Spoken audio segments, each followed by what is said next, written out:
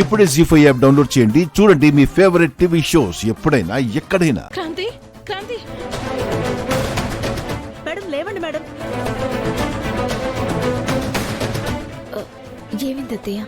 పూజ నా బాబ్జీ తీసుకెళ్లిపోయాడే.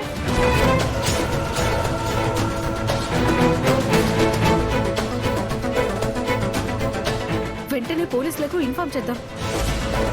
పోలీసులకు చెప్పినా ఉపయోగం ఉండదు. ఎందుకంటే అందరి దృష్టిలో ఆ బాబ్జీగాడు చనిపోయాడు కదా. మరిప్పుడు ఏం చేద్దాం క్రాంతి? హలో హలో క్రాంతి, లేచావా? స్పృహలోకి వచ్చావా? కర్పూరం. అరవకో, పూజ నా దగ్గరే ఉంది. ఆ భవానీని మాకు అప్పచెప్పమంటే అప్పచెప్పావా?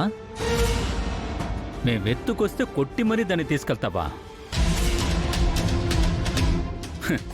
అందుకనే నీ ప్రాణానికి ప్రాణమైన పూజని ఎత్తుకొచ్చేశాం.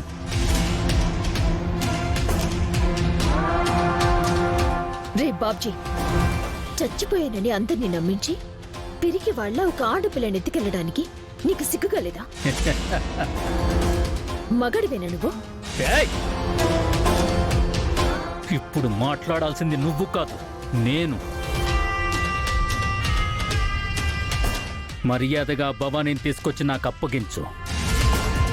లేదనుకో, నీ పూజకి ఇక్కడే సమాధి సిద్ధం చేసేస్తా.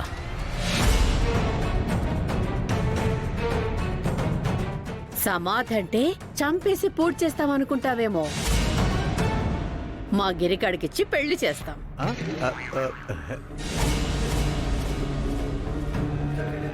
అప్పుడు అది నువ్వు కూడా సజీవ సమాధి అయినట్టే కదా.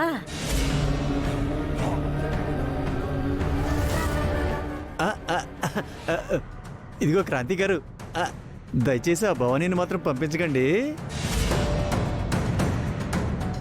నాకు పూజ కావాలి. రేయ్,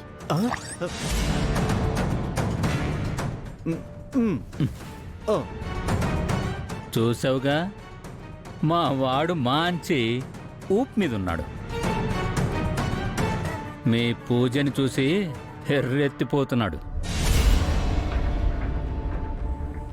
ఎవరో దారిని పోయే దానికోసం పూజని బలి చేసుకుంటావా? ఆ భవానీని మాకప్పగించి మీ పూజని కాపాడుకుంటావా? నువ్వే ఆలోచించుకో. నీకు 1 అవరే టైం. హలో హలో, ఏముంటుంది క్రాంతి? మాట్లాడవేంటి? ఏమంటుంది? పూజ ఎలా ఉంది? ప్రస్తుతానికి పూజ సేఫ్గానే ఉంది అత్తయ్య.